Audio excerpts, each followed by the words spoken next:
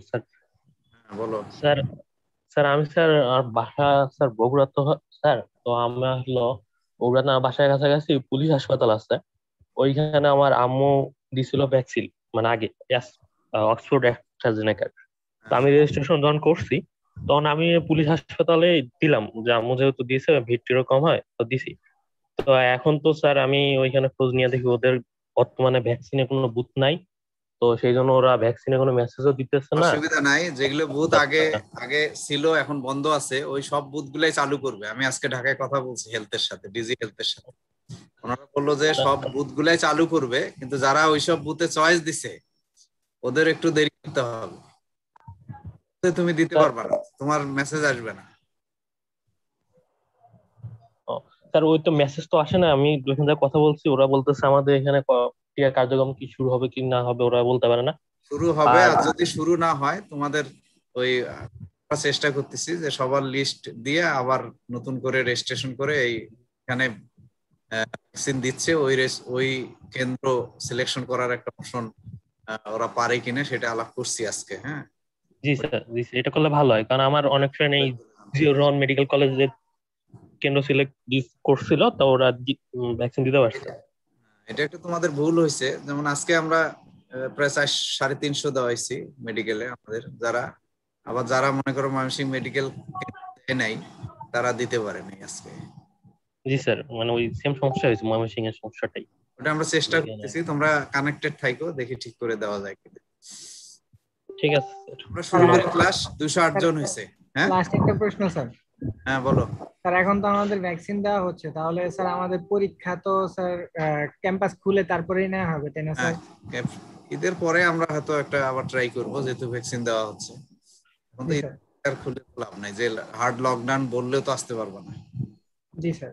তাহলে তো স্যার অনলাইনে হওয়ার মানে সম্ভাবনা কম। আমরা ঈদের পরে যদি দেখি যে এরকম সিচুয়েশন, মানে করে হার্ড লকডাউন বা আরো মৃত্যু হার বাড়ে, তখন আমরা হয়তো অনলাইনে চেষ্টা করব পরীক্ষা নেওয়ার। আর যদি মনে করো ওই দিক দিয়ে একটু শিথিল হয়, তাহলে আমরা ইউনিভার্সিটি খুলে দিব আর কি, পরীক্ষা নিয়ে নিব। জি স্যার। স্যার শুরু করে দেন তাহলে। হ্যাঁ, তাহলে তাহলে তোমাদের। স্যার আরেকটা কোশ্চেন ছিল স্যার। হ্যাঁ, স্যার আরেকটা প্রশ্ন ছিল স্যার। আচ্ছা বলো। স্যার এই যে আমাদের অনেকের আইডি এনআইডি কার্ডের জটিলতার কারণে এখনো স্যার এনআইডিটা পাই নাই, তারা কি করবো স্যার? এনআইডি এনআইডি ছাড়া আপাতত দিচ্ছে না, তোমাদের একটু ওয়েট করতে হবে। এনআইডি নাই, এদের জন্য পরে আরেকটা দিবে, অফার আসবে, তখন তাদেরকে দিতে পারবো। আপাতত এনআইডি ছাড়া দিবে না। আচ্ছা, থ্যাংক ইউ স্যার। হ্যাঁ, আচ্ছা ওকে, আমরা শুরু করি তাহলে। হ্যাঁ, সবাই আমার কথা শুনতে পাচ্ছ তো না? জি স্যার শুনতে পাচ্ছি। আচ্ছা, থ্যাংক ইউ। আর প্রথমে আমি তোমাদেরকে স্বাগত জানাই ক্লাসে। বিশেষ করে বিভিন্ন জায়গা থেকে তোমরা অংশগ্রহণ করেছো, অনেকে হয়তো কানেক্টিভিটি একটু দুর্বলও থাকতে পারে। আমার কথা যদি শোনা না যায় তোমরা বললে আমি আবার বলবো, অসুবিধা নেই। আমরা খুব সহজ জিনিস আলোচনা করছি। গত ক্লাসে কি আলোচনা করছি তোমাদের বোধহয় মনে আছে, যে আমরা ওয়াটার অ্যাবজর্পশন মেকানিজম আলোচনা করছি, and then there are some mechanisms we have already discussed about the water absorption. and today আমরা ওই ওয়াটারের সাথে রিলেশন করেই আমাদের আরেকটি টার্ম, বিশেষ করে transpiration, very popular and very important for human and as well as for conserving the temperature in the earth.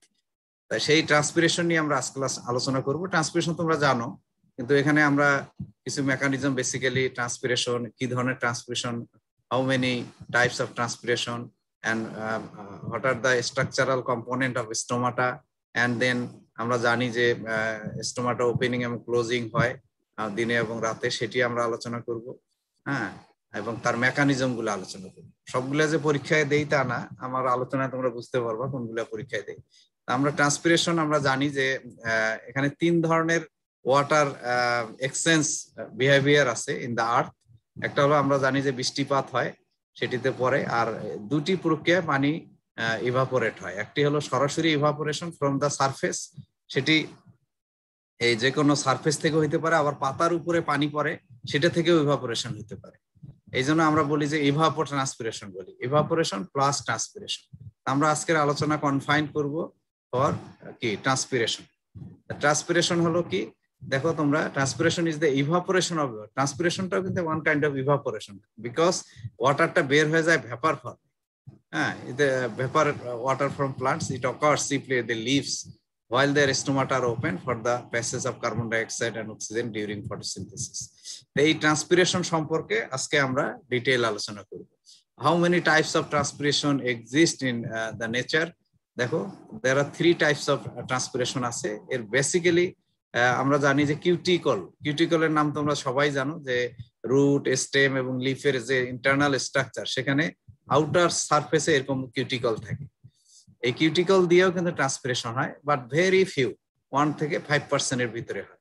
আরেকটা আছে লেন্টিসেল। দেখো, গাছের যে উডি প্লান্ট আছে তার এরকম ছিদ্র ছিদ্র খুবই মাইনর, এটা ওপেন করে দেখা এখনো কিন্তু দেখা যায় না, এরকম লেন্টিসেল দিয়েও ট্রান্সফার হতে পারে, যেটা 0.1% এরও নিচে। তাহলে what is the main component for transpiration? সেটা হলো stomata. Stomatal transpiration up to 90 to 95% stomatal transpiration. তোমরা দেখতে পাচ্ছ এখানে যে this is the leaf, and if you just consider the stomata, then you could see the structure of stomata. এটি আমি আলোচনা করব পরে। এরকম একটা স্ট্রাকচার লিফের ঠিক যে ইন্টারনাল স্ট্রাকচার যদি তোমরা দেখো, এরকম একটা স্ট্রাকচার, সেখানে এই লোয়ার এপিডার্মিসের দিকে বা আপার এপিডার্মিসের দিকে এরকম কিছু পোর লাইক স্ট্রাকচার থাকে, যেগুলিকে আমরা বলি স্টোমাটা। তো স্টোমাটাল ট্রান্সপিরেশনটাই বেসিক্যালি 90 to 95% হয়ে থাকে, এবং এটি ভিজিবল। এই দুইটা কিন্তু ওইভাবে অত ভিজিবল হয় না। তাহলে একটা হলো কিউটিকুলার, একটা হলো লেন্টিকুলার, আর একটা হলো স্টোমাটাল। তা আমরা বেসিক্যালি আলোচনা করব স্টোমাটাল ট্রান্সপিরেশন সম্পর্কে। এই দুইটাও আছে, এই দুইটার মানে কন্ট্রিবিউশন বা ট্রান্সপিরেশনের পার্সেন্টেজ খুবই কম। আমরা জানি যে এই লিফের ভিতর through plant leaves driven to vapour pressure difference between leaves and air, and this transpiration directly regulated by stomata. Basically we are discussing about the stomatal transpiration, isn't it? So stomata ta kiভাবে transpiration করে বা এটির mechanism that we'll discuss today. In most plant, stomata open during the day to allow carbon dioxide uptake, and then you could see the when water loss through the transpiration occurs. This is the main mechanism, and তোমরা দেখতে পাচ্ছ যে এখানে একটা stomata, ঠিক পাতার lower এপিডার্মিসে you could see the stomata, and then you could see the aperture of the stomata. এটি দিয়ে কিন্তু তোমার এই ওয়াটার ট্রান্সপিরেশন হয়। সেগুলি আমরা একটু দেখি যেতে, what are the roles of stomata মানে ট্রান্সপিরেশন।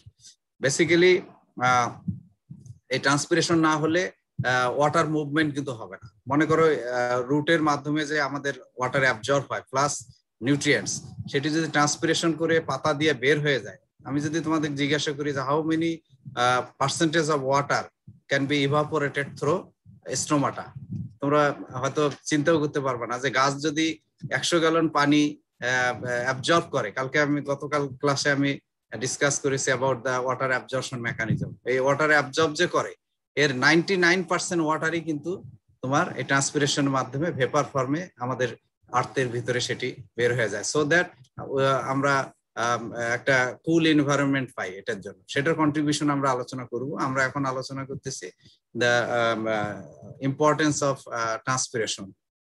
প্রথমে যেটি হলো যে role in the movement of water. Transpiration না হলে ওয়াটার কিন্তু মুভমেন্ট করবে না ইয়ার ভিতর দিয়ে। আমি যেটা আলোচনা করেছি তোমরা দেখছো যে অসমোটিক প্রক্রিয়ায় ওয়াটার ট্রান্সপোর্টেশন হয়, এন্ড দ্য আদার ওয়ে হলো through xylem vessel, ascent of স্যাপের মাধ্যমে হতে পারে। There are 2 ways to water absorption and transpiration mechanism. আর সেকেন্ড হলো role in the absorption translocation of mineral nutrients. This is also important because আমরা জানি যে প্লান্টের প্রতিটি সেলেই কিন্তু তোমার নিউট্রিয়েন্ট ম্যাটেরিয়াল পৌঁছতে হবে। তো একটা গাছে তো মোর দেন 1 crore বা আরো বেশি সেল থাকে, প্রতিটা সেলে কিভাবে যাবে সেটা গত ক্লাসে তোমরা দেখছো যে একটা সেল থেকে আরেক সেলে থ্রু অসমোসিসের মাধ্যমে তোমার হলো ওয়াটার মুভমেন্ট করে, কনসেন্ট্রেশন ভেরিয়েশন হয়। এই ওয়াটার মুভমেন্টের সাথে সাথেই কিন্তু নিউট্রিয়েন্টস বা মিনারেল সল্টস গুলো সেখানে একটা সেল থেকে একটা সেলে মুভ করে। মনে করো এই 1 কোটি সেল আছে, মানুষের ক্ষেত্রেও তাই। আমি যে খাওয়াটা খেলাম মুখ দিয়ে, এটি কি একটা জায়গা শুধু একটা ডাক দিয়ে চলে যায় তা না, কিন্তু আমার শরীরে যে কয়েক কোটি সেল আছে, প্রতিটি সেলেই আমার যে নিউট্রিয়েন্ট ম্যাটেরিয়াল গুলো সেগুলি যাবে। থ্রো অসমোসিস প্রক্রিয়ায়। এবং সেখানে গেলে কোনো সেলে যদি না যেতে পারে তাহলে বুঝবে তো তোমার শরীরে ডিসঅর্ডার শুরু হবে। দেন তুমি অবজার্ভ করতে পারবা যে তুমি মানে অন্যরকম ফিল করতেছো। যেমন মানুষের যখন ক্যান্সার হয়, গত ক্লাসে বলছি যে ক্যান্সার হলে সেই সেলগুলোতে কোনো ধরনের মিনারেল নিউট্রিয়েন্টস বা ওয়াটার কিন্তু যায় না, মানে ব্লক হয়ে যায়। ফলে দেখা যায় যে ওই সেলগুলো কিন্তু মাল্টিপ্লাই করে এবং ওখানে একটা স্টিকি ফর্ম করে। সেরকম আর কি প্রতিটা সেলে যেতে গেলে তোমার অবশ্যই ওয়াটার অবজারভেশন করতে হবে। তারপরে আমরা বলি যে role of regulation of temperature. আমরা যে ফটোসিনথেসিসের মাধ্যমে ফটোসিনথেসিস যে পোর দিয়ে যায় স্টোমাটা দিয়ে, সেটি হিট এনার্জি কিন্তু প্রডিউস করে এবং এই হিট এনার্জিটা যেটা হয় সেটা অনেক সময় এই ওয়াটার ভেপারের মাধ্যমে সেটিকে মিনিমাইজ করতে পারে। তারপরে role on growth and development.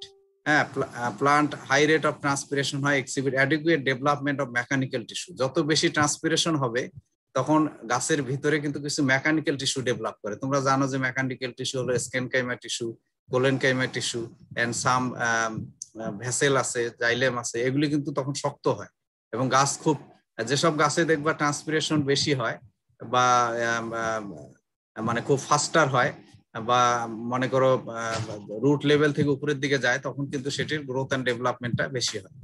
তারপরে কোয়ালিটি অফ ফ্রুটস, যেমন আমরা বলি সুগার এবং mineral contents of fruit follows use of high transpiration, rate of transpiration উপর বেসিস করে ফ্রুটের কোয়ালিটি ইমপ্রুভ করে। তারপরে একটি গাছ তার হার্ডেনিং প্রসেসটাকেও ডিপেন্ড করে কিন্তু ট্রান্সপিরেশন মাধ্যমে। ট্রান্সপিরেশন যদি যত বেশি, মনে করো একটা গাছের ট্রান্সপিরেশন অনেক বেশি কমায় ফেলতেছে, মনে করো ওয়েদার ভেরি হট টেম্পারেচার, এখন যদি শরীরে সব পানি বের করে দেয় গাছ, তাহলে কিন্তু সেই গাছটা আর বাঁচবে না। কিন্তু কোনো গাছ তাদের নিজস্ব মেকানিজমের মাধ্যমে they can protect the transpiration, পানি কম ট্রান্সপিরেশন করতে পারে। তখন কিন্তু তাদের ভিতর, যেমন তোমরা জেরোফাইটিক প্লান্ট, ঝাউ থুজা অরকেরিয়া দেখো না, এগুলি পাতা খুবই ছোট ছোট, বা অনেক গাছ আছে যেমন আমরা এখন ড্রাগন ফ্রুটের গাছ দেখি, এরাও কিন্তু নিজের শরীরেই পানি স্টোর করে রাখে, কিন্তু ট্রান্সপিরেশন কম করে তারা কিন্তু ড্রাউট রেজিস্ট্যান্ট হিসেবে তারা থাকে, পরবর্তীতে কখনো পানি না দিলেও, so that they can survive in the earth. এটি হলো ট্রান্সপিরেশনের একটা। তারপরে আমরা ট্রান্সপিরেশনের মাধ্যমে শরীরে এক্সেস ওয়াটার যদি থাকে গাছের, সেই এক্সেস ওয়াটার কিন্তু রিমুভ হয় ট্রান্সপিরেশনের মাধ্যমে। অ্যাজ এ হোল আমরা যদি বলি ট্রান্সপিরেশন না হলে গাছের যে মেটাবলিক অ্যাক্টিভিটি বলো বা তাদের যে সার্ভাইবিলিটি বলো, সবকিছু কিন্তু ট্রান্সপিরেশনের উপর নির্ভর করবে। এবং এই ট্রান্সপিরেশনের মাধ্যমেই ওয়াটার অ্যাবজর্পশন এবং ওয়াটার যে বের হয়ে যাওয়া, সেটির একটা মানে যোগসূত্র আছে এবং প্রতিটি সেলেই নিউট্রিয়েন্টস যাওয়ার যে একটা বিষয় আছে সেটি এর সাথে ইম্পর্টেন্টলি করে। এখন যেটি আমরা বললাম যে আমরা we know about the different type of transpiration, এর ভিতরে আমরা দেখলাম যে কিউটিকল, লেন্টিসেল অ্যান্ড স্টোমাটা। সেই স্টোমাটাটার স্ট্রাকচার আমরা যদি একটু দেখি, যে লিফের একটা অংশ যদি আমি কেটে যদি সেকশন করি, এরকম একটা স্ট্রাকচার দেখতে পারবো। সেখানে আপার কিউটিকল আছে, সবার উপরের এই অংশটা কিউটিকল, তারপরে এপিডার্মিস আছে, এরপরে এইসব প্যারেনকেমা সেল আছে, পেলিসেড প্যারেনকেমা বলা হয়, গোলগুলাকে বলা হয় স্পোর, যেগুলাকে মেসোফিল টিস্যু বলে। আবার লোয়ার এপিডার্মিস আছে, সেখানেও কিউটিকল আছে। এই লোয়ার এপিডার্মিসের নরমালি যেসব লিপ, ম্যাক্সিমাম লিপেই এই স্টোমাটা গুলো থাকে লোয়ার এপিডার্মিস, আপারও থাকতে পারে, এটা বেসিস করে, কিন্তু বড় গাছ যেগুলো আছে সেগুলো লোয়ার এপিডার্মিসে থাকে। এবং এই স্টোমাটা দিয়েই কার্বন ডাইঅক্সাইড, অক্সিজেন যাতায়াত করে, পানি বের হয়ে যায় ভেপার ফর্মে। এই স্টোমাটাটার স্ট্রাকচার কেমন এখানে তুমি দেখতে পারবে না, কিন্তু স্ট্রাকচার যদি এনলার্জ করি তাহলে এরকম দুটি অ্যাপারচার থাকে, যেটাকে বলা হয় গার্ড সেল, আর মাঝখানে একটা পোর থাকে যেটাকে বলা হয় অ্যাপারচার, আর এখানে কিছু ভ্যাকুয়াল থাকে। এবং এখানে এগুলো কিন্তু প্যারেনকেমা সেল। এখানে এই যে সবুজ সবুজ দেখতেছে, এগুলো কিন্তু কি বলে ক্লোরোফিল। এই ক্লোরোফিল কম বেশি হওয়ার কারণে কিন্তু ফটোসিনথেসিস, ক্লোরোফিল না থাকলে তো, সবুজ অংশ না থাকলে তো ফটোসিনথেসিস হবে না। এই জায়গাতেও কিন্তু ফটোসিনথেসিস হয়, এই স্টোমাটাতেও আছে। এবং এখানে যখন ফটোসিনথেসিস হয় তখন বিভিন্ন ধরনের সুগার ফর্ম করে এবং তখন এটার কনসেন্ট্রেশন কম বেশি হয় এবং এখানে পানি ঢুকে, সেগুলি আমরা আজকে আলোচনা করব। তো স্ট্রাকচারটা এরকম থাকে স্টোমাটা। বিভিন্ন গাছের ক্ষেত্রে বিভিন্ন ধরনের স্ট্রাকচার কম্পোনেন্ট থাকে স্টোমাটা। এরকম স্টোমাটাটা নরমালি এরকম রাতের বেলা এরকম বন্ধ থাকে, দিনের বেলা আস্তে করে দুই দিকে সরে যায়, এরকম একটা অ্যাপারচার মুক্ত হয়, যেটি দিয়ে তোমার কার্বন ডাইঅক্সাইড বা অক্সিজেন যাতায়াত করে, প্লাস ওয়াটার ভেপার ফর্মে বের হয়ে যায় ট্রান্সপিরেশনের মাধ্যমে। হ্যাঁ, এই এই দুইটা সেলকে আমরা বলি গার্ড সেল, আর এটাকে বলা হয় অ্যাপারচার। এটি হলো নরমালি স্টোমাটাল। কিন্তু আবার ধরো এইটা একটা হলো পটেটো লিপ। পটেটো লিপে এরকম অসংখ্য ছোট ছোট স্টোমাটা থাকে, দেখো, যেগুলি অনেক সময় দেখা যায় না। ইভেন তোমরা যদি কচুরিপানা দেখছো, কচুরিপানা একটু যদি আঙ্গুল দিয়ে পিলিং করে মাইক্রোস্কোপে দেখে, ইউ কুড সি হাজার হাজার খালি স্টোমাটাই দেখবা, কারণ তাদের তো কোনো রেস্ট্রিকশন নাই, পানিতে থাকে, যত খুশি ট্রান্সপিরেশন হয়ে যাবে, তাতে কোনো সমস্যা নেই, এই জন্য তাদের স্টোমাটা গুলো ওপেন থাকে। হ্যাঁ, অন দা আদার হ্যান্ড তুমি যদি মেসোফাইটিক প্লান্ট জিজ্ঞাসা করো, সেখানে এই যে এরকম থাকে, মানে কিছুটা ঢাকা থাকবে, কিছুটা উপরে থাকবে, কিছুটা নিচে থাকবে। আবার তুমি যদি জেরোফাইটিক প্লান্ট, যেগুলি মনে করো একদম ডেজার্টে হয় বা পানি নাই বললে চলে, সার্ভাইভিলিটি থাকে, ওদের আবার স্টোমাটা তুমি খুঁজেই পাবা না, স্টোমাটা একদম নিচের দিকে থাকে এবং বিভিন্ন ধরনের হেয়ার দিয়ে ঢাকা থাকে। এরকম স্টোমাটারও কিন্তু নেচার, গাছের নেচারের উপরে স্টোমাটা গুলোর স্ট্রাকচার নির্ভর করে অনেক রকম। আমি যেটা বললাম যে স্টোমাটার যে গার্ড সেল আছে এবং সেটি আমাদের সেই গার্ড সেল এবং অ্যাপারচারের মাধ্যমে স্টোমাটার পানি মুভমেন্টটা ওইদিকে হয়। এখন আমরা যদি বলি যে পজিশন, এটা তোমাদের এগুলি যে কথাগুলো বলতেছে এগুলি পরীক্ষাতে কমই দেওয়া হয়, এগুলি আমরা ভাইভাতে জিজ্ঞাসা করি অনেক সময়, যে যেমন স্টোমাটার পজিশন যদি বলি on the basis of the types of different plant species, so that you could see the upper epidermis, যেমন হাইড্রোফাইট কচুরিপানা আছে, লোটাস আছে, যতগুলা পানিতে হয় সবার এপিডার্মিস গুলো, এদের স্টোমাটার পজিশনটা আপার এপিডার্মিস, কারণ এক্সপোজ থাকে। আবার কিছু আছে লোয়ার এপিডার্মিস টাইপ, যেমন most of the trees you can see the stomata, এগুলি লোয়ার এপিডার্মিস। আবার কিছু আছে ক্রপস, আমরা যেগুলি বলি গ্রামিনী ক্রপস বা এগুলিতে মোটামুটি বলা চলে যে আপার এবং লোয়ার এপিডার্মিসে বোথ দুইটাতেই হলো স্টোমাটা সমান সংখ্যক থাকে। তাহলে এটা যদি আমরা তোমাদের জিজ্ঞাসা করি, বলতে পারবা যে হাইড্রোফাইটিক প্লান্টে নরমালি আপার এপিডার্মিস থাকে, মেসোফাইটিক ম্যাক্সিমাম প্লান্টেরই নিচের দিকে থাকে স্টোমাটা বেশি, উপরে অল্প থাকতে পারে। আর যেগুলি হার্ব, বিশেষ করে আমরা যদি বলি যে গ্রেইন ক্রপ যেগুলি আছে, সেগুলিতে যেমন ধান, গম, ভুট্টা যেগুলো আছে, এগুলোতে সাইডে এপিডার্মিস সমান সংখ্যক থাকে। হ্যাঁ, এগুলি স্টোমাটা। এখন আমরা আলোচনা করবো যে স্টোমাটা আমরা জানি নরমালি যে দিনের বেলা খুলে রাতের বেলা বন্ধ হয়। কি জন্য দিনের বেলা খুলে? ফটোসিনথেসিস দিনের বেলা হয়। তা আমরা যদি একটা স্টোমাটাল স্ট্রাকচার এরকম দেখি, যখন স্টোমাটাটা ওপেন হয় এরকম একটা জায়গা, এইটা হলো আমরা বলি যে স্টোমাটার মুখ। এই দিক দিয়ে তোমার হলো কার্বন ডাই অক্সাইড ভিতরে ঢুকে ফটোসিনথেসিসের ফলে আবার অক্সিজেন বের হয়ে যায়, প্লাস ওয়াটারও ভেপার ফর্মে বের হয়ে যায়, একই জায়গা দিয়ে, যে কোনো জায়গা দিয়ে কিন্তু যাবে না, শুধু স্টোমাটা দিয়ে যাবে। সেরকম মনে করো আস্তে আস্তে যখন টেম্পারেচার বাড়ে বা ইয়ে হয়, তখন স্টোমাটাল রেজিস্ট্যান্স যখন বাড়ে, তখন স্টোমাটাটা দিনের বেলা যদি প্রখর তাপ হয়, তখন স্টোমাটাটা সর্বোচ্চ পরিমাণ মুখটা ওপেন করে দেয় এবং এরকম করে, এবং যখন সর্বোচ্চ পরিমাণ স্টোমাটাটা ওপেন হয়ে যাবে, সর্বোচ্চ পরিমাণ ওয়াটার ভেপার হয়ে যাবে। তোমাদের প্রশ্ন থাকতে পারে, বৃষ্টির দিনে বা আমাদের যখন হিউমিড কন্ডিশনে থাকে, তখন কিন্তু ওয়াটার ট্রান্সপিরেশনটা কম হয়। আবার যখন খুব টেম্পারেচার থাকে বা প্রচুর উইন্ড, বাতাস থাকে, তখন কিন্তু এরকম স্টোমাটাটা অনেকখানি খুলে যায়, তখন সর্বোচ্চ পরিমাণ পানি বের হয়ে যায়। আবার যখন মনে করো আস্তে আস্তে রাতের দিকে হবে, তখন আস্তে আস্তে দেখবে এরকম স্টোমাটাটা একদম ক্লোজ হয়ে যায়, তখন কিন্তু আর ফটোসিনথেসিস হয় না, ফলে কার্বন ডাই অক্সাইড ভিতরে ঢুকে না। হ্যাঁ, তখন স্টোমাটাটা ক্লোজ হয়ে যায়। এই যে স্টোমাটা ওপেন এবং ক্লোজ হইলো আমি দেখাইলাম, এটির কি মেকানিজম? এটা মেকানিজম তোমরা হয়তো বলতে পারো যে 7 দিনের বেলা ফটোসিনথেসিস হয়, এই জন্য খুলে যায়, রাতের বেলা ফটোসিনথেসিস হয় না, এই জন্য বন্ধ হয়ে যায়। কিন্তু এটার বায়োকেমিক্যাল মেকানিজমটা কি, যেটা আমরা পরীক্ষায় দেই, সেটি আমরা এখন আলোচনা করব, সেটি তোমরা একটু দেখো। এখানে প্রথম একটা মেকানিজম আছে যেটাকে বলা হয় স্টার্চ সুগার কনভার্সন থিওরি। হ্যাঁ, সেখানে একটি বিশেষ ধরনের এনজাইম আছে যেটির নাম হলো স্টার্চ ফসফোরিলেজ এনজাইম। স্টার্চের নাম শুনছো? স্টার্চ এবং সুগার, এই দুইটার ভিতরে পার্থক্য কি একজন বলো দেখি।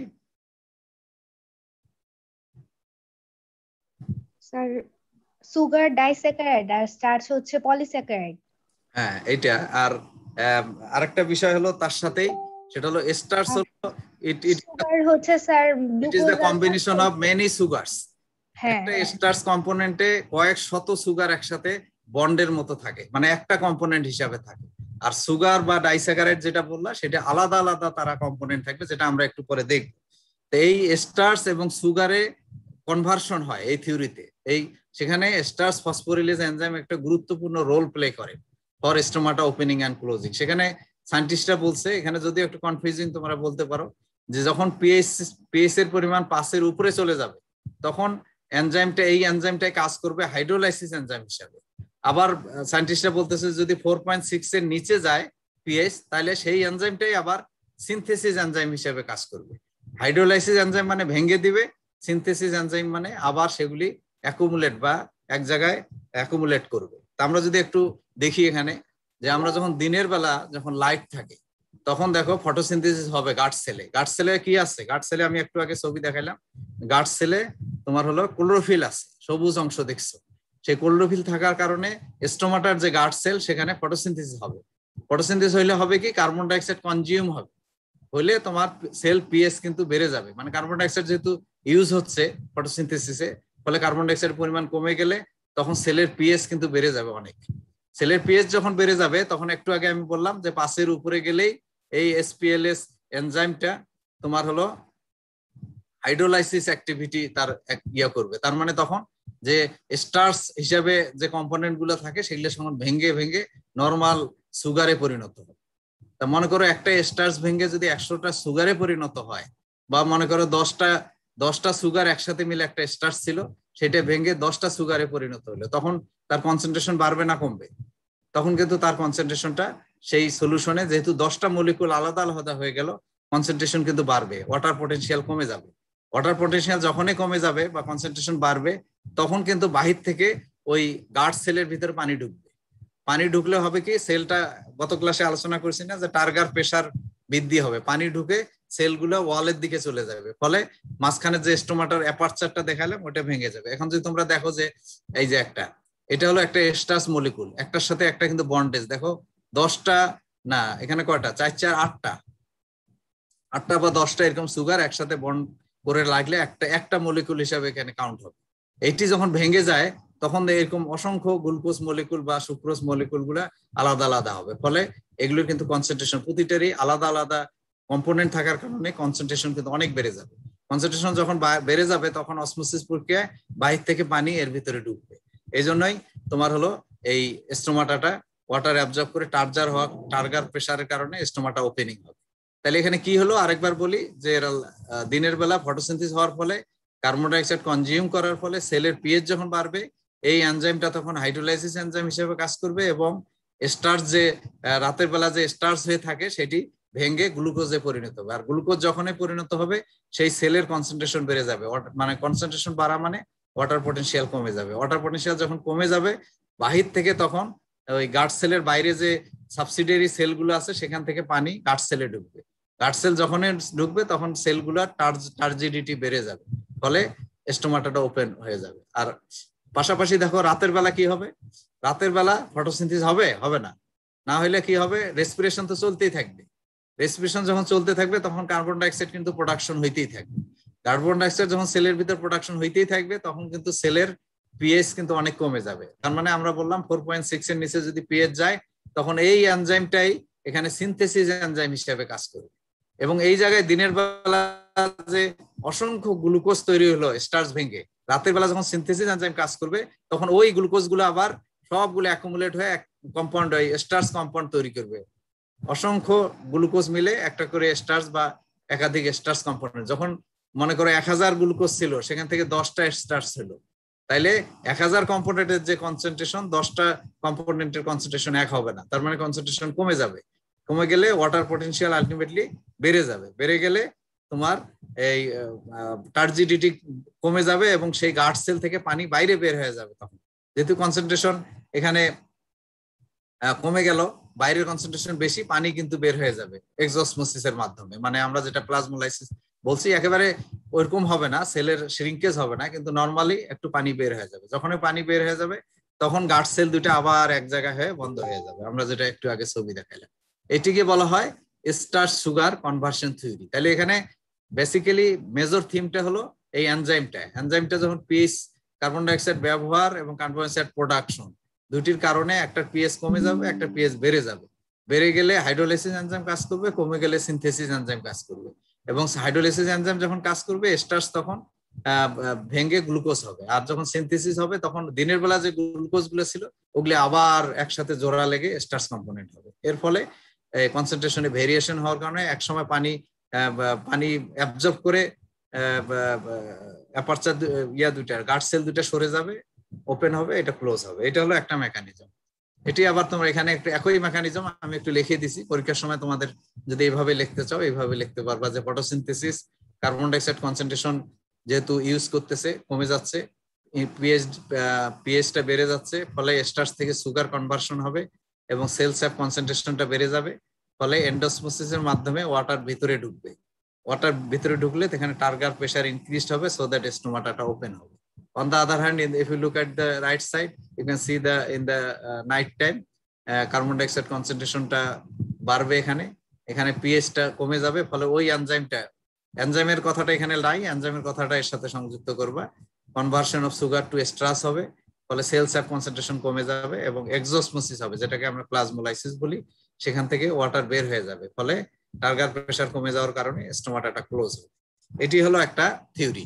আরেকটি থিওরি আছে, সেটি হলো পরীক্ষায় আমরা অনেক সময় বলি যে স্টার্চ সুগার কনভার্সন থিওরি দাও, অথবা পটাশিয়াম আয়ন পাম্প থিওরি বলা হয়, এটা আরেকটা। এই দুইটা থিওরি আমরা আলোচনা করি। There are so many theories also, আমরা এই দুইটাই মেইনলি আলোচনা করি। এটাকে পটাশিয়াম আয়ন পাম্প, মানে potassium is the major component of stomata opening and closing, so that এখানে থিওরিটাকেই বলা হচ্ছে potassium ion pump theory. Potassium মানে this is the one kind of cation. ক্যাটায়নটা আসে কোথা থেকে? আমরা যখন পটাশিয়াম ফার্টিলাইজার ইউজ করি সেখান থেকে এই আয়নটা কিন্তু গাছ পায়। তা সেখানে কিভাবে তোমার এই আয়নটাকে উপর ভিত্তি করে তোমার হলো এই স্টোমাটা ওপেনিং এবং ক্লোজিং হবে, সেখানেও থিওরি কিন্তু একই রকম আগের মতোই। এখানে এটিপি এবং ম্যালেট, আমরা পরেরটাতে যাই তাহলে আরো বুঝতে সুবিধা হবে তোমাদের। একই জিনিস আমি দুইবার করে দেখাইলাম তোমাদের যাতে বুঝতে সুবিধা হয়। যখন ডিউরিং লাইট থাকবে ডে টাইমে, আমরা জানি কার্বন ডাইঅক্সাইড কনসেন্ট্রেশন ডিক্রিজ করবে, আমরা একটু আগেই বললাম। ওখানে আমরা আলোচনা করেছি ওই এনজাইমটার বেসিসে। এখানে আমরা আলোচনা করতেছি যখন কার্বন ডাইঅক্সাইড বেড়ে যায় তখন কিন্তু সেলের ভিতরে ম্যালিক অ্যাসিড ফর্ম হয়। গাট সেলের ভিতরে malic acid, it is the one kind of organic acid. এই ম্যালিক অ্যাসিডটা গাট সেলে যখন ফর্ম করে, এটি খুব দ্রুত ডিসোসিয়েট হয়ে ম্যালেট আয়ন হয়। ম্যালেট আয়নটা হলো অ্যানায়ন, আর এটা হলো ক্যাটায়ন, প্রোটন একটা হয়। হ্যাঁ, এই প্রোটনটা, এই পটাশিয়াম যখন আমরা পানির সাথে মিক্সড করি বা ফার্টিলাইজার দেই, তখন পটাশিয়াম আয়ন করে কি, একটা সেলের ভিতরে মনে করো 20টা বা 25টা ক্যাটায়ন আছে, জায়গা আছে। এখন ওখানে সবগুলো মনে করো এরকম প্রোটন আছে, H+ আছে। এখন পটাশিয়াম তো সেখানে ঢুকতে হবে, আমি একটু আলোচনা করেছিলাম গত ক্লাসে। তখন এই পটাশিয়াম সে জোর করে ঢুকে এই হাইড্রোজেন আয়নটাকে বের করে দিবে। এই পটাশিয়াম আয়ন যখন ভিতরে ঢুকবে, এটা তো ওয়ান কাইন্ড অফ সল্টের আয়ন, সো দ্যাট এটি আয়ন যত বাড়বে তত কিন্তু সলিউশনের কনসেন্ট্রেশনটা বাড়বে, আর কনসেন্ট্রেশন বাড়লে তখন বাহির থেকে সেখানে পানি কিন্তু ঢুকবে, ফলে এক্সোসমোসিসের মাধ্যমে গাট সেলে পানি ঢুকবে এবং সেই আগের মতোই গাট সেলে পানি ঢুকলে সেলটা টার্জিট হবে এবং স্টোমাটা ওই অ্যাপারচার দুইটা খুলে যাবে। তাহলে এটা কার উপর নির্ভর করলো? পটাশিয়াম ঢোকার কারণে। হ্যাঁ, ঢুকে এই যে এখানে। আর এখানে রাতের বেলা কি হয়, কার্বন ডাইঅক্সাইড কনসেন্ট্রেশন যখন ডিক্রিজ করবে, হ্যাঁ, যখন পিএইচটা তোমার কমে যাবে, তখন ওখানে এক ধরনের অ্যাবসিসিক অ্যাসিড রিলিজ করে, যেটি এই পটাশিয়াম আয়নকে এক্সচেঞ্জ করতে বাধা। মানে যখন পিএইচ লো হবে তখন তো অবশ্যই এই হাইড্রোজেন আয়ন অসংখ্য তৈরি হবে, কারণ এটা তো প্রোটন। যত লো পিএইচ হবে প্রোটনের পরিমাণ তত বেশি থাকবে, এবং রাতের বেলা এই পটাশিয়াম আয়ন কিন্তু তাকে মানে এই অ্যাবসিসিক অ্যাসিড তৈরি হওয়ার কারণে রিপ্লেস করতে পারে না। কি কারণে? এখানে যে ম্যালেট আয়নটা থাকে গাট সেলে, সেটি কম্বাইন্ড প্রোটনের সাথে আবার বিক্রিয়া করে সে ম্যালিক অ্যাসিড তৈরি করে। যখন ম্যালিক অ্যাসিড ফর্মে থাকে তখন কিন্তু সেটি এই মানে আবার ডিসোসিয়েট না হওয়া পর্যন্ত পটাশিয়াম আয়নকে রিভার্স ব্যাক করে। এই জন্য potassium ion transported back into the substrate cell, আশেপাশে সেলে থাকবে, কিন্তু এই দিনের বেলা যে বিপুল পরিমাণে পটাশিয়াম ঢুকে প্রোটনকে রিপ্লেস করার জন্য, এখানে কিন্তু করবে না, কারণ পিএইচটা ভেরি লো হয়ে যায় এই মানে কমে যাওয়ার কারণে। তখন যখন তোমার পটাশিয়াম আয়ন ঢুকতে পারে না, তখন তো কনসেন্ট্রেশন তোমার নর্মালি ভিতরে সেলে কম থাকে, এবং পটাশিয়াম আয়নটা আশেপাশে সেলগুলাতে থাকার কারণে ওই সেলগুলার কনসেন্ট্রেশন বেড়ে যায়, ফলে ওই মেইন যে গার্ড সেল থেকে পানি কিন্তু বাইরে বের হয়ে যাবে, এই যে এক্সমোসিসের মাধ্যমে পানি বের হয়ে যাবে, যাওয়ার ফলে এই তো তোমার গার্ড সেল গুলো আবার ফ্লেসিড হয়ে মানে এক জায়গায় হয়ে স্টোমাটা ক্লোজ হবে। তাহলে ওখানে আমরা আলোচনা করলাম যে এনজাইমের অ্যাক্টিভিটির কারণে ওখানে তোমার হলো কি বলে স্টার্চ আর সুগার ভাঙে, আর এখানে আমরা বলতেছি পটাশিয়াম আয়ন ঢুকে আর ঢুকতে পারে না। পটাশিয়াম আয়ন যখন দিনের বেলা ঢুকে তখন সেটির কনসেন্ট্রেশন বেড়ে যায়, আর রাতের বেলা ঢুকতে পারে না, আশেপাশে পটাশিয়াম আয়ন থাকে, কনসেন্ট্রেশন বাইরে বেশি হয়, এই জন্য ভিতর থেকে পানি বের হয়ে যায়, এই জন্য স্টোমাটাটা ক্লোজ হয়। আচ্ছা, এই দুইটাই হলো আমাদের থিওরি। আরেকটা ছবি দেখাইলে আরো বুঝবা। এরকম ধরো এইগুলি সবগুলা প্রোটন আয়ন ছিল, এই পটাশিয়াম আয়ন করবে কি জোর করে তোমার হলো ওই যে আমরা বলি এনার্জি লাগে এখানে ওই যে কি বলে অ্যাক্টিভ ট্রান্সপোর্টের কথা তোমাদের বলছি না, ওই ফর্মে পটাশিয়ামটা জোর করে ঢুকবে, এখানে ঢুকে এই প্রোটন আয়নকে বের করে দিবে দিনের বেলা, দেওয়ার কারণে এই জায়গার কনসেন্ট্রেশনটা বেড়ে যাবে। এই দেখো স্টোমাটার এরকম ক্লোজ ছিল, যখন পানি ঢুকবে এর ভিতরে তখন এই স্টোমাটাটা এরকম সরে যাবে, দিয়ে মাঝখানে অ্যাপারচারটা খুলে যাবে, তখন এই দিক দিয়ে তোমার হলো কার্বন ডাই অক্সিডেন্সও যাবে, ওয়াটারও বের হয়, ভেপার ফর্মে বের হবে, যেটি আমরা ট্রান্সপিরেশনের কনসেপ্টে আলোচনা করতেছি। এটি বন্ধ থাকলে কিন্তু ট্রান্সপিরেশন একেবারে বন্ধ 100% হয় তা না, কিছু হয়, কিন্তু একেবারে বন্ধই থাকে। যখন এটা খুলে যাবে তখন ট্রান্সপিরেশন। এখন এই অ্যাপারচারটা কতটুকু খুলবে কমবে তার উপর কিন্তু কিছু ফ্যাক্টর কাজ করে, যেমন এনভায়রনমেন্টাল ফ্যাক্টর আছে, প্লান্ট ফ্যাক্টর আছে। প্রচন্ড মনে করো রোদ, তখন কিন্তু অ্যাপারচারটা সর্বোচ্চ পরিমাণ খুলে যাবে এবং সর্বোচ্চ পরিমাণ পানি বের হয়ে যাবে। এইটাই হলো দুইটা মেকানিজম। এখন এইগুলা কিন্তু আমরা পরীক্ষায় দেই। তোমাদের একজন একটু এখন বলো দেখি যে স্টার্চ সুগার কনভার্সন থিওরি কি, বেসিক্যালি 2 লাইনে বলো দেখি, একজন বলো। আমি একটু ওই ব্যাক করি তাহলে বুঝবা।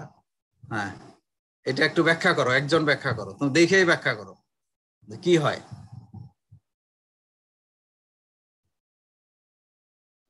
তোমরা কি আমার কথা শুনতেছো? জি স্যার। একজন বলো তো, ব্যাখ্যা করো, কে বুঝছো? স্যার দিনের বেলায় স্যার ফটোসিনথেসিস হয়, আর যেটা কার্বন ডাই অক্সাইড কনজিউম করে, তা এই জন্য স্যার পিএইচটা হচ্ছে ইনক্রিজ হয়, মানে বেড়ে যায়। কত বেড়ে যায়? 5-এর চেয়ে বেশি হয়ে যায়, 5-এর চেয়ে বেশি বেড়ে যায়। এই জন্য স্যার এই যে এসপিএলএস হাইড্রোলাইসিস এর অ্যাক্টিভিটিটা বেড়ে যায়। এসপিএলএস এর এনজাইমটা হাইড্রোলাইসিস অ্যাক্টিভিটি কাজ করলে কি হয়? স্টার্চ গুলা ভেঙে অসংখ্য গ্লুকোজের ইয়েতে পরিণত হয়, পরে গ্লুকোজ বাড়লে ওই সেলের কনসেন্ট্রেশন বেড়ে যায়, এজন্য এটা পানি বাহির থেকে ভিতরে ঢুকে। হ্যাঁ, বাহির থেকে এন্ডোঅসমোসিসের মাধ্যমে পানি বাহির থেকে ভেতরে ঢুকে, এজন্য ফলে স্টোমাটাটা ওপেনিং এ হয়। আচ্ছা, আর ডার্কে রাতের বেলা? আর ডার্কনেসের হচ্ছে রেসপিরেশনের জন্য sir carbon die oxide produce হয়। রাতের বেলা লাইট না থাকার কারণে ফটোসিনথেসিস হয় না, কিন্তু রেসপিরেশন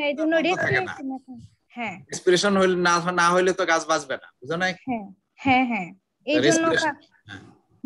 এই জন্য কার্বন ডাই অক্সাইড প্রোডিউস হয়, আর এই জন্য মানে পিএইচ কমে যায়। আর কমে গেলে যে এসপিএলএস এর সিনথেসিস অ্যাক্টিভিটিটা বেড়ে যায়। হ্যাঁ, ফলে পিএইচটাও কমে যায়। তখন যে গ্লুকোজ অণুগুলা স্টার্চে পরিণত হয়, যে কারণে ওয়াটার পটেনশিয়াল বেড়ে যায়, কনসেন্ট্রেশন কমে যায়, এজন্য কনসেন্ট্রেশন কমে যায়, এজন্য এক্সোঅসমোসিসের মাধ্যমে পানি বের হয়ে যায়, গেলে স্টোমাটার গার্ড সেল দুটো বন্ধ হয়ে যায়, ক্লোজ হয়ে যায়। এই তো সুন্দর বুঝতে পারছো তুমি। আরেকজন এইটা বলো দেখি, এটা কি হয়?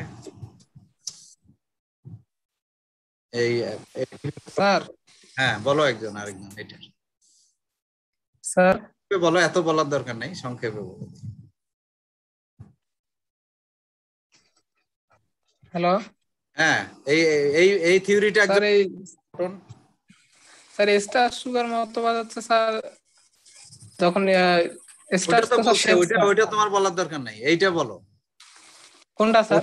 থিওরি প্রোটন পাম্প, যেটা পরেরটা, যেটা এই থিওরিটা বলো স্যার। প্রোটন পাম্পের ক্ষেত্রে কোষ মনে করেন যে একটা সেলে যদি কার্বন ডাই অক্সাইড পরিমাণ যদি কমে যায়, তাহলে তো স্যার এই রক্ষীয়সে স্যার এই পটাশিয়াম আয়ন মানে বেশি পরিমাণে তখন বৃদ্ধি পায়, ফলে পাশের কোষ থেকে পানি যদি রক্ষীয়সে প্রবেশ করে, তখন রক্ষীয়স মানে পত্ররন্ধ্র কি খুলে। মেকানিজমটা বলতে হবে। মেকানিজমটা হলো যখন কার্বন ডাই অক্সাইড কমে যায় তখন এখানে কিন্তু আরেকটি মেকানিজম বলছি যেটা ওখানে আলোচনা নেই, ওখানে আসবে না এটা। যেমন ম্যালিক অ্যাসিডের সাথে ম্যালিক অ্যাসিড তো ফর্ম করে গার্ড সেলে, ফর্ম করে, এটা একটা সম্পর্ক আছে যেটাকে অর্গানিক অ্যাসিড বলা হয়।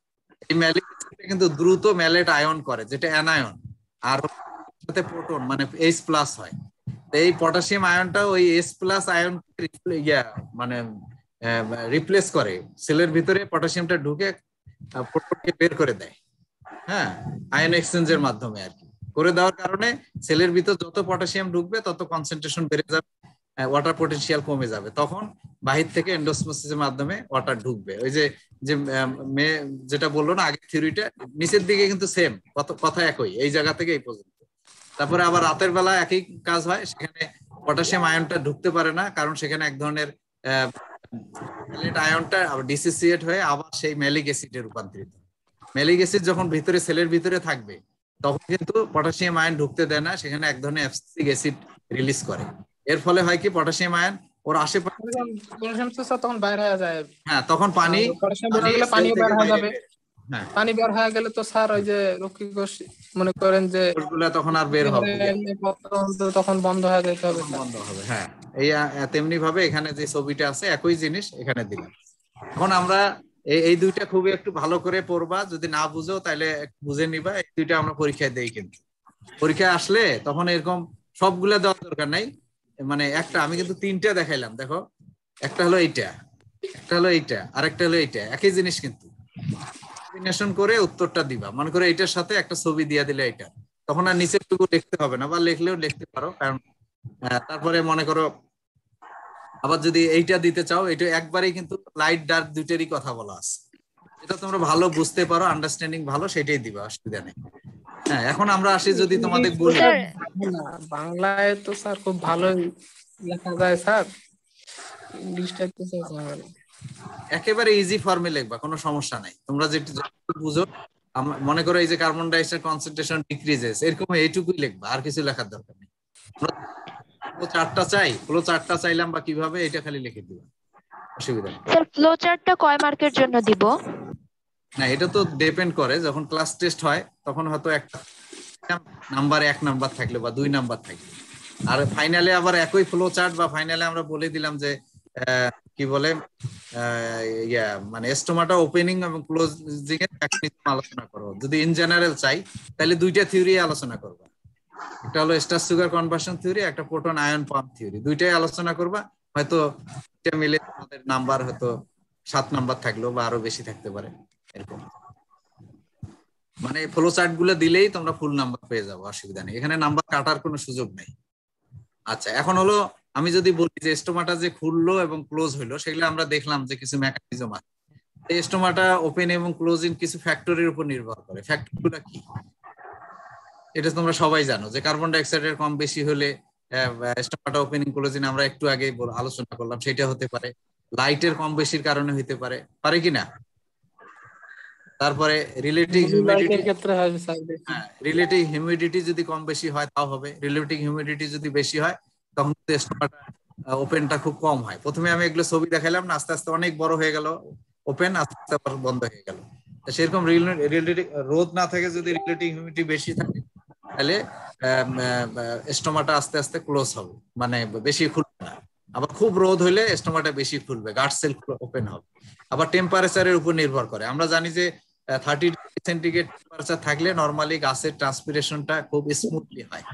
এর চেয়ে যদি বেশি হয়, টেম্পারেচার 35 এর বেশি হলে, তখন কিন্তু মারাত্মক পাতার একটি ডিসঅর্ডার দেখা যায়। উইন্ড স্পিডের কারণে তো হয় স্যার, উইন্ড স্পিডের জন্য হইতে পারে, অনেক কিছু ফ্যাক্টর আছে। তারপরে মনে করেন যে একটা লিফ স্ট্রাকচার, ওগুলো আসতেছে পরে। তারপরে পটাশিয়াম কন্টেন্ট যদি কম বেশি হয় তখনও তো তোমার দেখলাই যে কম বেশি হবে। তারপরে যে আমরা অ্যাবসিসিক অ্যাসিড যে বললাম, হরমোন যেটি, সেটির কম বেশির কারণেই কিন্তু তোমার স্টোমাটা ওপেনিং এবং ক্লোজিং হবে। দেয়ার আর সো মেনি ফ্যাক্টরস, যেটা তুমি বললা খুব সুন্দর। প্ল্যান্ট ফ্যাক্টরও আছে, প্ল্যান্ট ফ্যাক্টর গুলো আমি পরে আলোচনা করতেছি। এখানে দেখো, এটা হলো টোটাল। যদি আমি বলি যে what are the factors influencing transpiration rate, so that you can explain this way, like the external factor. What are the external factor? Light কম বেশি হলে ট্রান্সপিরেশন কম বেশি হবে, ডেফিনেটলি। টেম্পারেচার কম বেশি হলেও কম বেশি হবে, হিউমিডিটি বেশি হলে ট্রান্সপিরেশন কম হবে, আবার ইয়া হলে বেশি হবে। তারপরে উইন্ড স্পিড, একটু আগে তুমি যেটা বললা। তারপরে সয়েল ওয়াটার, মাটিতে যদি পানি না থাকে তাহলে ট্রান্সপিরেশন করবে কোত্থেকে? Atmospheric pressure. হ্যাঁ, অ্যাটমসফিয়ারিক প্রেসার অনেক আছে, সেগুলি তোমরা হয়তো বেশি লিখতে পারো। একটু আগে তুমি যেটা বললা যে প্লান্ট ফ্যাক্টর বলা হয়, যেগুলাকে ইন্টারনাল ফ্যাক্টর বলা হয়, যে নাম্বার অফ লিভস। একটা গাছে যত বেশি লিভ থাকবে ট্রান্সপিরেশন তত বেশি হবে। লিভের পরিমাণ কম থাকলে বা সারফেস এরিয়া কম থাকলে তখন কিন্তু মনে করো ঝাউ থুজা অরকেরিয়া, দেখছো না পাতা পাতা কিরকম থাকে, পাতা দেখাই যায় না, এগুলো সারফেস খুবই কম থাকে, ওই জন্য ওইসব জায়গায় ট্রান্সপিরেশন খুব কম হয়। আবার মনে করো নাম্বার অফ স্টোমাটা, যেসব লিফের স্টোমাটার সংখ্যা অনেক বেশি তাদের ট্রান্সপিরেশন বেশি হবে, যাদের স্টোমাটা খুবই কম তাপমাত্রার কারণে হইতে পারে স্যার, ভিগারের কারণে হইতে পারে। হ্যাঁ, ভিগারও থাকতে পারে, অনেক দুর্বল তার ক্ষেত্রে তো স্যার।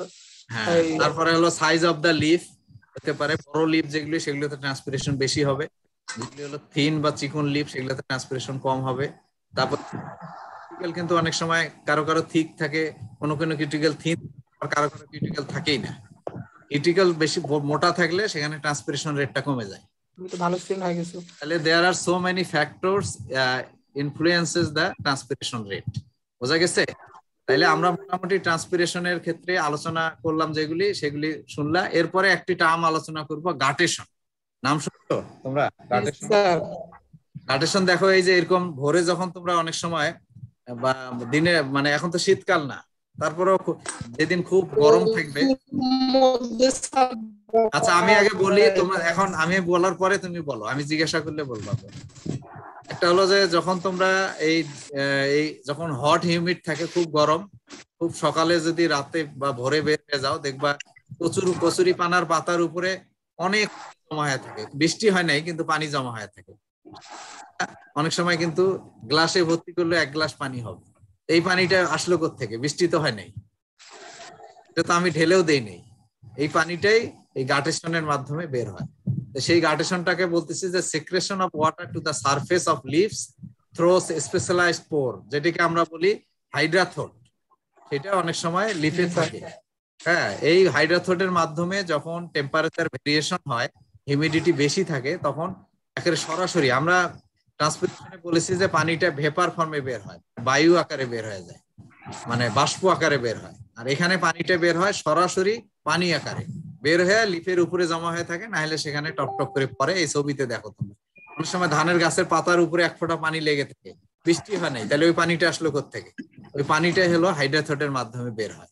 তাহলে drops of water found in grass in early morning are often the result of guttation. এবং অনেকে মনে করে যে এটা বোধহয় শিশির পড়ছে, আসলে কিন্তু শিশির না। হ্যাঁ, এখন এই যে পানিটা বের হয়, এই পানিটার সাথে কিন্তু শুধু যে একদম ভেপার ফর্মে যে পানি হয় ওটা একদম পিওর পানি, কিন্তু ওখানে কোনো নিউট্রিয়েন্ট থাকে না। কিন্তু এই যে পানিটা বের হয় এটাতে কিন্তু নিউট্রিয়েন্ট এবং অনেক ধরনের ম্যাটেরিয়ালের সাথে সম্পৃক্ত থাকে। এখন আমরা তাহলে ট্রান্সপিরেশন এবং গাটেশন দুইটা কি এক জিনিস? তাইলে একজন বলো দেখি এই দুইটার কি পার্থক্য? স্যার এক না। গাটেশনের ক্ষেত্রে স্যার ওটা পানি আকারে বের হবে, যেমন স্যার প্রচুর পানি আকারে বের হবে এবং পানিটাতে নিউট্রিয়েন্টস এর সাথে মিক্স থাকবে। আর ইয়াতে এখন যদি আমরা দেখি তাহলে পার্থক্য, এখন দেখো, এখন দেখলে বুঝবা যে পার্থক্যটা কি। এটা ডিফারেন্স বিটুইন গাটেশন এন্ড ট্রান্সপিরেশন। এখন দেখো যে ট্রান্সপিরেশনে আমরা বলতেছি ইট থ্রু কিউটিকল, লেন্টিসেল এবং স্টোমাটা, আমরা যেটা 3 ধরনের ট্রান্সপিরেশন হয়। আর গাটেশনের ক্ষেত্রে শুধুমাত্র হাইড্রাথ্রোটের মাধ্যমে হবে, আর এখানে কিউটিকল, লেন্টিসেল, স্টোমাটার মাধ্যমে হবে। ট্রান্সপিরেশনটা usually occurs in the day time, দিনে হয়, আর গাটেশনটা হয় রাতে। It usually occurs in the night. Water lost in the form of vapour, ঠিক আছে না? Water lost in the form of droplets, মানে পানি আকারে বের হবে। তারপরে ট্রান্সপিরেশনে যে ওয়াটারটা বাষ্প আকারে বের হয়, this is very pure, it doesn't contain any nutrient. On the other hand, if you look at the guttation droplet contain organic and inorganic solvent, মানে পানিটার সাথে বিভিন্ন ধরনের সলভেন্ট বা ম্যাটেরিয়াল বা নিউট্রিয়েন্ট যুক্ত থাকতে পারে। তারপরে এই ট্রান্সপিরেশনে যে পানিটা হয়, এটা তোমরা জানো কিনা যে এই ট্রান্সপিরেশনে হইলে পাতার উপরে সারফেসে কিন্তু একটা কুলিং ইফেক্ট থাকে। পাতা পুড়ে যায় না কেন? আমরা জানি যে 40, 45, 50 ডিগ্রি টেম্পারেচার হইলে কিন্তু পাতা পুড়ে যাওয়ার কথা, কিন্তু পাতা কিন্তু পুড়ে না। বাইরের টেম্পারেচার দেখো কিছু কিছু জায়গায় এবার তো 50 ডিগ্রি পর্যন্ত উঠছিল কিছু আফ্রিকান কান্ট্রি বা অন্য জায়গায়, তাহলে সেই জায়গায় পাতা পুড়ে যাওয়ার কথা না? সেগুলো কিন্তু পুড়ে নেই কারণেই এই যে যখন ট্রান্সপিরেশন হয় তখন পানিটা ভেপার ফর্মে যে লিফ সারফেসকে কিন্তু প্রায় 4-5 ডিগ্রি টেম্পারেচার কম রাখে, তা কিন্তু পুড়ে যায় না। তাই এইটাই বলতেছে আর কি, it gives a cooling effect. ট্রান্সপিরেশনে কি হয়, it's beneficial to the plant at maintain body temperature by cooling effects. On the other hand it's less significant to plant and sometime causes injury. এটাতে হয় কি অনেক সময় এই যে নিউট্রিয়েন্ট সহ বের হয়ে যায় এবং সেখানে সাম টক্সিক ম্যাটেরিয়াল অনেক সময় বের হয়, এর ফলে লিফের বাইরের সেলে কিন্তু কিছু ইনজুরি হয় অনেক সময়। এই জন্য এটি হলো গাটেশনের একটা ইয়া। আর হলো এটি হলো ড্রাই ডেতে হয়, নরমালি ড্রাই যত বেশি দিন হবে তত বেশি ট্রান্সপিরেশন হবে, আর এটা যত হিউমিড পিরিয়ড হবে তত বেশি গাটেশন হবে। এখন বোঝা গেছে? একজন বলো দেখি কি পার্থক্য গাটেশন ট্রান্সপিরেশন, একজন বলো। স্যার এরকমটা কেন হয় যে একটাতে ভ্যাপার হিসেবে বের হয় আর একটাতে ড্রপলেট হিসেবে? একটাতে হলো তোমার ট্রান্সপিরেশন যে স্টোমাটার মাধ্যমে বের হয়, এটি হলো তোমার ডাইরেক্টলি, এটি হলো মেইন মেকানিজম। এবং এই হাইড্রাথ্রোট কিন্তু তোমার সব গাছে থাকে না, এটি কিন্তু কাঁঠালের পাতায় যায় দেখবা হাইড্রাথ্রোটের মাধ্যমে পানি বের হয় না। এগুলি কিছু মনোকট আছে, কিছু ডাইকটও আছে, কিছু কিছু স্পেশাল লিফে হাইড্রাথ্রোট থাকে, যারা তোমার এই হিউমিডিটি কম বেশি হলে সেটা সেন্সিটিভ। তারা এইসব গাছে যখন হাইড্রাথ্রোট থাকে তারা তখন সরাসরি হিউমিডিটি হলে তারা তখন পানি বের করে দেয়, এবং সেটি ওই হাইড্রাথ্রোট দিয়ে যখন পানি বের হবে ওখানে এমন কোনো মেকানিজম নাই ট্রান্সপিরেশন মতো যে ভেপার ফর্মে বের হবে, গাটেশনে সেটা হয় না, সরাসরি ওয়াটার ফর্মেই বের হয়, এটি মেকানিজম। এখন বলো এই দুইটার পার্থক্য কি তাইলে, এক নিঃশ্বাসে বলো। তিনটা পার্থক্য বলো দেখি, একজন না দেখে বলো, বলো একজন বলো, একজন। স্যার ট্রান্সপিরেশনে স্যার যে পানিটা বের হয় ওইটা বিভিন্ন পোর দিয়ে, যেমন কিউটিকল, লেন্টিসেল বা স্টোমাটা, এই পোর গুলো দিয়ে বের হয়। আর স্যার গাটেশনের ক্ষেত্রে এটা বের হয়, এখানে বলতে হবে পানি বের হয় না, এখানে কিন্তু পানিটা ভেপার ফর্মে বের হয়। এটা মেইন পার্থক্য, বাষ্প আকারে বের হয়, এখানে হয় বের হয় ওয়াটার ড্রপলেট আকারে হাইড্রাথ্রোট দিয়ে বের হয় গাটেশনে, আর ওখানে হলো ওইটা দিয়ে বের হয়। হ্যাঁ, আরেকটা। আর স্যার ট্রান্সপিরেশনটা হয় নরমালি দিনের বেলায়, আর স্যার গাটেশনটা হয় নরমালি রাতের বেলায়। আর স্যার ট্রান্সপিরেশনে যেই যে ওয়াটারটা বের হয় সেটা থাকে পিওর ওয়াটার, একদম ওয়াটার হিসেবে বের হয়। আর গাটেশনের ক্ষেত্রে সেটা অর্গানিক অথবা ইনঅর্গানিক সলভেন্ট হিসেবে বের হতে পারে। ভেরি গুড, হ্যাঁ, সুন্দর। এই তিনটা তোমরা মনে রাখলেই হবে, বাকিগুলা যদি অনেক সময় পরীক্ষা দেই দিলে লিখবা, না হলে এখন আমি একটু শর্ট করি। আজকের ক্লাস এই পর্যন্তই, আর বেশি পড়াবো না। আজকে আমি যেটা বললাম যে আজকে ট্রান্সপিরেশন কি আমরা জানলাম, জানছো তো? ট্রান্সপিরেশন কয় ধরনের হয় জানছো তো নাকি? একজন রেসপন্স করবা। ট্রান্সপিরেশন কয় ধরনের হয় বলো দেখি একজন। 3 ধরনের। হ্যাঁ, সেটি হলো এখন আমরা মানে সর্বপরিমাণ সবচেয়ে বেশি ট্রান্সপিরেশন হয় স্টোমাটার মাধ্যমে, তাই তো? 90 থেকে 95%। আমরা জানলাম হলো একটা স্টোমাটাল কন্টিনজেন্স, মানে স্টোমাটাল স্ট্রাকচার গুলো আমরা দেখলাম বিভিন্ন লিফে বিভিন্ন ধরনের থাকতে পারে। On the basis of the structure of the stomata plant can transpire water at different rate. যদি তোমার মানে করে ওপেন স্টোমাটা হয় তাহলে সর্বোচ্চ পরিমাণ ট্রান্সপিরেশন হবে। আবার অনেক সময় ক্লোজ স্টোমাটা থাকে, যেটাকে বলা হয় শাঙ্কেন স্টোমাটা। এটা বিভিন্ন ধরনের জেরোফাইটিক প্লান্টে থাকে, লোয়ার এপিডার্মিসে এবং হেয়ার দিয়ে ঢাকা থাকে। এটি দিয়ে কিন্তু ট্রান্সপিরেশন হয়ই না। যেমন হাউথ জাওয়ারকেরিয়া যদি তোমরা কোনোদিন সেকশন করে দেখো, দেখবা যে স্টোমাটাটা নিচের দিকে, এবং সেটি আবার অনেক ধরনের হেয়ার থাকে ওর উপর দিয়ে, ফলে ওয়াটারটাকে তারা বাষ্পে পরিণত করতে দিতে পারে না। এই জন্য ডেজার্টোরিয়া, মানে সেই কি বলে মরুভূমিতে গাছ বাঁচে কেন? গাছ বাঁচে না ওখানে? গাছ বাঁচে এইভাবেই, স্টোমাটা যত কম থাকে এবং স্টোমাটা লুকায় রাখে তারা। এটা আমরা পরে তোমাদের হয়তো আরো 4-1 আলোচনা করব, প্র্যাকটিক্যাল দেখতে পারবা। এটা আমরা আলোচনা করলাম। তারপরে আমরা দেখলাম যে স্টোমাটাটা দিনে খুলে রাতে বন্ধ, কিভাবে বন্ধ হয়, এটার আসলে বায়োকেমিক্যাল মেকানিজম কি। সেখানে 2টি থিওরি আলোচনা করলাম, একটা স্টার্চ সুগার কনভার্সন থিওরি, একটা প্রোটন আয়ন পাম্প থিওরি। সেখানে দেখলাম কিভাবে এনজাইমের ভেরিয়েশনের কারণে বা তাদের অ্যাক্টিভিটির কারণে সেলুলার লেভেলে চেঞ্জটা হয়, বায়োকেমিক্যাল চেঞ্জেস হয়। এবং দেখলাম আমাদের nutrient on the basis of nutrient uptake, আমরা পাম্পে থিওরি বললাম যে প্রোটন পাম্প করে বের করে দেওয়া এবং ভিতরে থাকার কারণে সেখানে ভেরিয়েশন হওয়ার কারণে দিনে এবং রাতে সেখানে ঢুকে এবং বের হয়, ফলে স্টোমাটা ওপেন এবং ক্লোজ হয়। মেকানিজম গুলো আমরা জানলাম। তারপরে আমরা ফ্যাক্টর এফেক্ট করে stomata open closing as a whole ট্রান্সপিরেশনের ক্ষেত্রেও, সেগুলো তোমরা নিজেরাই জানো, অনেকে আমার চেয়ে আরো বেশি বলার চেষ্টা করলাম, ওগুলো তোমরা ইনক্লুড করতে পারো। আর লাস্ট দেখলাম একটা যে হাইড্রাথ্রোট, এটা হলো কিছু কিছু প্লান্টের ক্ষেত্রে হাইড্রাথ্রোট থাকে, তাদের মাধ্যমে ওয়াটার আকারে পানি বের হয়ে যায় এবং সেটি ওয়ান কাইন্ড অফ ট্রান্সপিরেশনের মতোই দেখা যায়, কিন্তু বেসিক ডিফারেন্স সেগুলোই আমরা আলোচনা করলাম। তাহলে আজকের ক্লাস এই পর্যন্তই। হ্যাঁ, আরেকটা ক্লাস আমি নিব তোমাদের, সেটা তোমরা আমাকে ডেট বলে দিলে ওইভাবে আমি সেই ক্লাসটাও নিব আর কি। শেষ করি এখানে। Thank you. হ্যাঁ স্যার।